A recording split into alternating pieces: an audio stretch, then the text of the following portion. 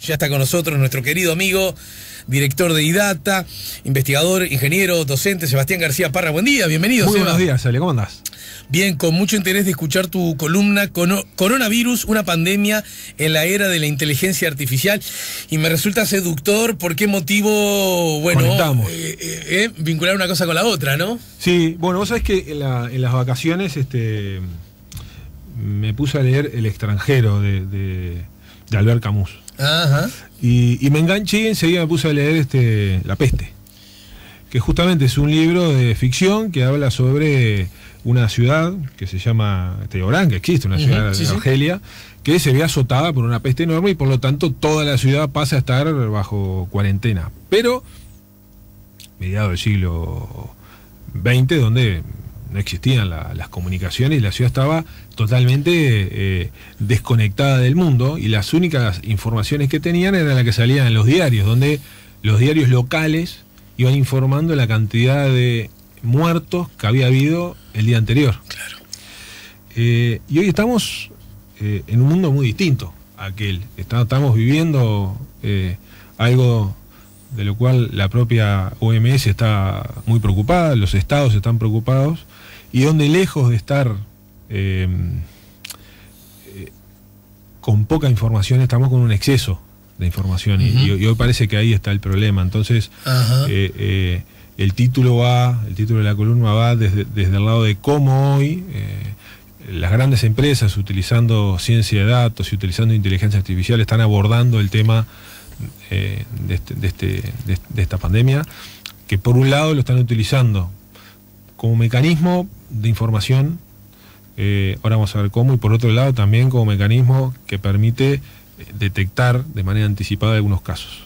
O sea que, a ver si entiendo bien, este momento histórico que nos toca vivir con el coronavirus es seguramente propicio para desatar conductas, sensaciones, pensamientos, opiniones y sentimientos exagerados y hasta inapropiados. Correcto. Y por otro lado, este mismo contexto, con la inteligencia artificial desarrollándose a agigantados pasos, etcétera, puede darnos herramientas y elementos como para ser más eficientes en el combate al coronavirus. Exacto. Y vayamos a algunos casos de repente como para ilustrarlo, pero... Es una hermosa contradicción, ¿no? Exactamente. A ver, en Estados Unidos, en las últimas semanas, aumentó en 1700% la búsqueda coronavirus en Google. Claro, 1700.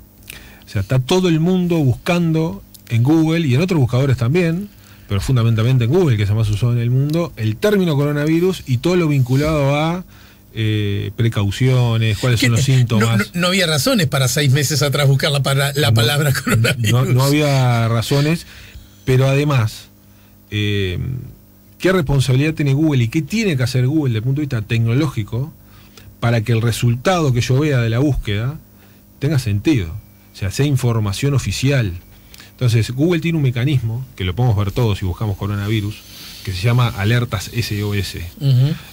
Google cada tanto prende lo que se llaman alertas SOS, o búsquedas SOS, que lo que permiten es darle al usuario información de valor, información real, emitidas por organismos internacionales, para que el usuario esté atento de lo que está sucediendo. Sobre todo, porque además Google tiene acceso a nuestro GPS, si nosotros le damos permiso, sabe dónde estamos, y por lo tanto, si estamos en una región que es una zona de infección, nos va a mandar alertas a nuestro teléfono. De hecho, si nosotros hoy buscamos coronavirus en Google, vamos a ver que arriba dice ya alerta, SOS, y nos va a dar, no una búsqueda tradicional que nos va mostrando los resultados, sino que ya nos va a mostrar información estructurada. Nos va a mostrar, por ejemplo, información de los organismos internacionales. ¿Qué están diciendo? Nos va a mostrar qué están diciendo los medios de prensa prestigiosos, no cualquiera. Nos va a mostrar un mapa de Google Maps diciendo cuántos casos hay en distintos países del mundo, y esto en tiempo real. O sea que ellos necesitan que nosotros tengamos acceso a información de calidad, porque justamente, a diferencia de lo que pasaba en el libro de La peste, donde solo teníamos los titulares de los pocos diarios locales, ahora tenemos un exceso de información. Sí. Otra cosa que está haciendo Google en este momento es teniendo un equipo dedicado, esto es increíble lo que voy a decir ahora, pero dedicado exclusivamente a filtrar de todas sus plataformas, esto no es solo el buscador, también YouTube, contenido falso. O sea, ya hay usuarios de internet que están subiendo contenido falso, contenido engañoso, desinformación, técnicas que se llaman phishing, o sea, personas que suben sitios que se parecen, por ejemplo, al de la OMS o al de un Ministerio de Salud Pública, para engañar usuarios, diciéndole, por ejemplo, que si toman determinadas gotas que son fabricadas en determinado barrio, eso los va a dejar inmunes contra el coronavirus. O sea, eso sucede hoy en el mundo y Google tiene que tener un equipo de personas, un ejército de personas, dedicadas a filtrar ese contenido, utilizando inteligencia artificial, pero también inteligencia humana, porque eso todo el tiempo está cambiando. Entonces, realmente hoy hay un aparato montado en este tipo de empresas para eso. Ahora, no solo esto trata de informarnos, sino que esto en Uruguay no ha pasado, pero ya ha pasado en otros países, donde no hay clases, donde la gente, como pasó en China, trabajan de manera remota, que para ellos es una experiencia nueva, y eso requiere altos grados de conectividad. Por ejemplo, requiere que se hagan más transmisiones en vivo de YouTube. Entonces Google en algunos países está aumentando la cantidad de recursos, la cantidad de ancho de banda, la cantidad de servidores, para que se puedan hacer más transmisiones en vivo de YouTube, porque la gente lo está haciendo. La gente necesita conectarse con familiares, sobre todo en las zonas que están en cuarentena, claro, que están fuera del área de cuarentena. Y para eso están usando tecnología, están usando Google, es razonable, están usando YouTube. Google tiene productos que son de uso corporativo. Por ejemplo, tiene un producto que se llama Hangout Meeting, que son productos para tener videoconferencia. Hay que pagar por esos servicios. Bueno, Google los liberó, son gratuitos hasta el 1 de julio del 2020. O sea que cualquiera puede usar esos servicios para comunicarse con familiares y contarle en qué estado está. Entonces, estamos hablando de... Estas son inversiones de millones de dólares que después podemos discutir por qué lo hacen. Podemos discutir si esto es altruista. Tienen alguna forma de retorno, digamos. Exacto. Yo tengo mi postura al respecto, por eso podemos primero... Pero igual en todo caso, digamos que esta empresa es una empresa sideralmente millonaria, ¿no? Exitosa. Sin duda. Y por lo tanto podría tener políticas de responsabilidad social empresarial fuertes, intensas, muy millonarias, sin que quiebre la empresa, digamos, ¿no? Absolutamente. No es ni generando una teoría conspirativa, ni tampoco pasándole la mano por el lomo, ¿no? Simplemente tratando de ser un tanto objetivo. Yo creo que ese argumento es sólido, es justo, es preciso, pero además hay un tema que es muy importante, que pasa por la reputación de estas empresas. Si se filtra contenido falso a través de la plataforma de Google, y nosotros cuando buscamos coronavirus, los primeros resultados que aparecen son macanas, desinformación, claro. El primero que va a tener una repercusión desde el punto de vista de reputación en un momento donde se está usando mucho Google para hacer búsquedas, donde, en algunos países se sustituye la consulta al médico por la búsqueda en Google. Porque acá indirectamente estás planteando y dejando arriba de la mesa un asunto que me parece interesante, que quizás podamos verlo más temprano que tarde, y es cuando alguien ve una noticia, una presunta noticia, una presunta información, y lo ve a través de Google. Tengo la sensación que en general la inmensísima mayoría de las personas te dicen en la corta: lo vi en internet, todavía más amplio aún, o en todo caso lo vi en Google.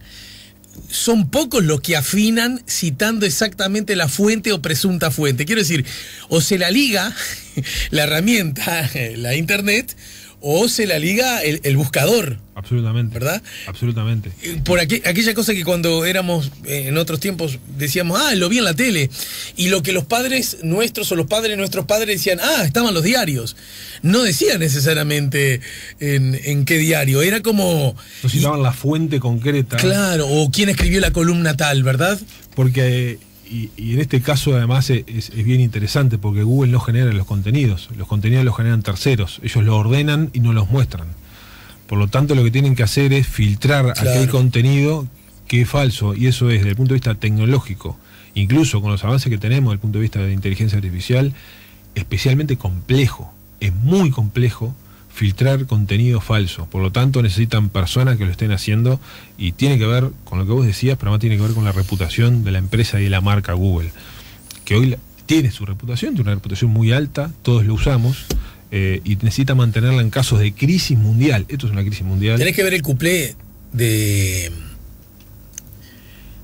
para quien es Queso Magro sobre Google. Lo tengo que ver. Lo tenés que ver. Y su desafío con, y ya terminó el carnaval, pero todo esto ya está en YouTube, por ¿no? Supuesto. Y su desafío con Informes 2020. Bueno, en realidad por ahí pasa también, ¿no? Por ahí pasa, otra fuente de información era llamar a hacer. Claro, pero mirá lo que está muy interesante. Déjame contarte otra cosa también. Sí, claro. Hay un par de casos bien interesantes también.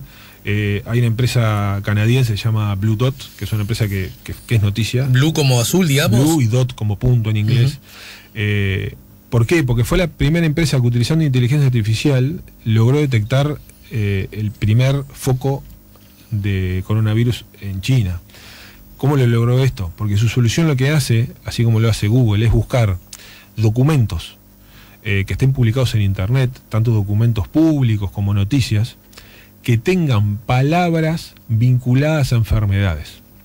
Por ejemplo, si encuentra un documento, que fue lo que pasó en este caso, que tiene la palabra neumonía y tiene el término causa desconocida, ellos lo que hacen a sus clientes, que son hospitales y ministerios de salud pública del mundo, le mandan alertas.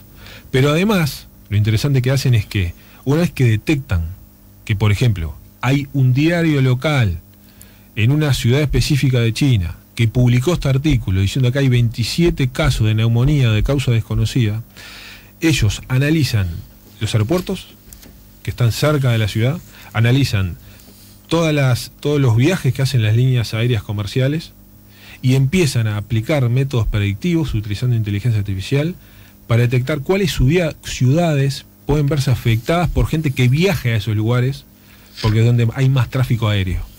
Y ellos detectaron que las potenciales ciudades que podían tener infecciones a partir de esto eran, por ejemplo, Singapur, Tokio, Hong Kong. Pasó. Y ellos emitieron la alerta a las 10 de la mañana del 31 de diciembre, que fue antes incluso que se conociera los informes oficiales de China. Y el otro caso que me parece muy importante es lo que hizo China con una... A ver, China está saliendo de esto, ¿no? China de alguna manera ya sí, está, claro. De hecho, algunos hospitales que habían sido creados, tengo entendido que se están cerrando. Exacto. Pero aplicó todo lo que tenía. Ellos tienen sus empresas, ellos tienen una empresa llamada Alibaba, que es su Google, que puso mucha tecnología, puso mucho dinero desde el punto de vista de ciencia de datos e inteligencia artificial para superar.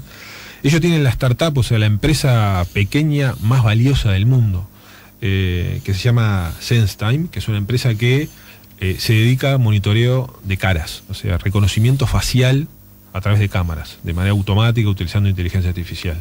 Creo que alguna vez leímos la noticia de que hay muchas cámaras en las calles de muchas ciudades chinas donde se reconocen las personitas que están caminando por la calle, o en los aeropuertos de manera automática. Ahora, tuvieron dos problemas. El primer problema es que la población empezó a usar mucho más máscaras de protección. Por lo tanto, ya no podían identificar a las personas. Claro.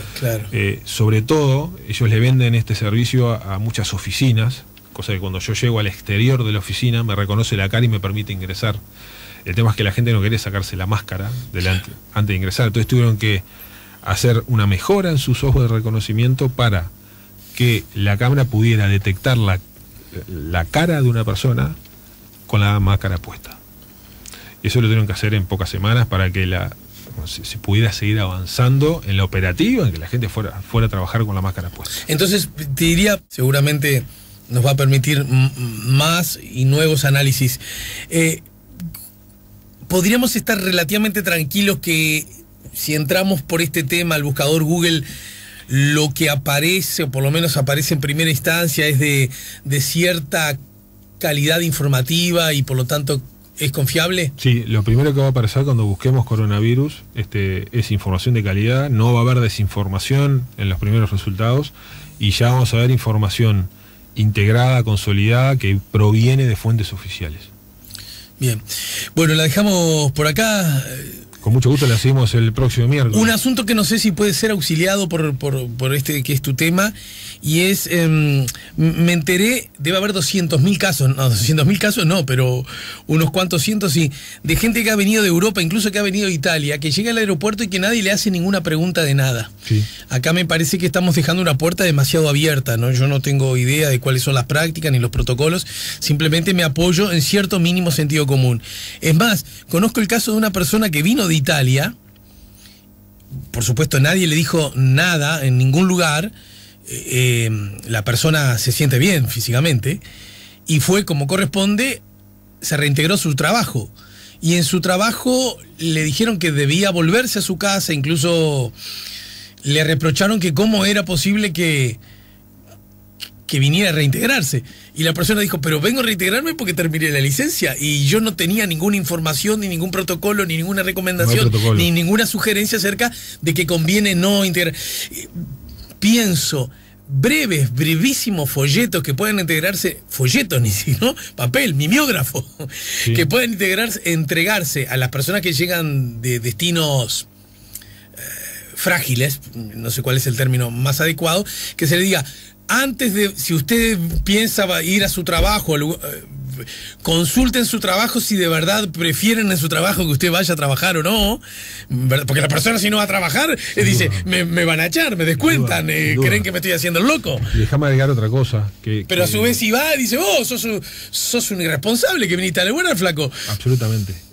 Dos cosas y ya cerramos. La primera, allá hay aerolíneas en bancarrota, chicas, pero en bancarrota a nivel mundial.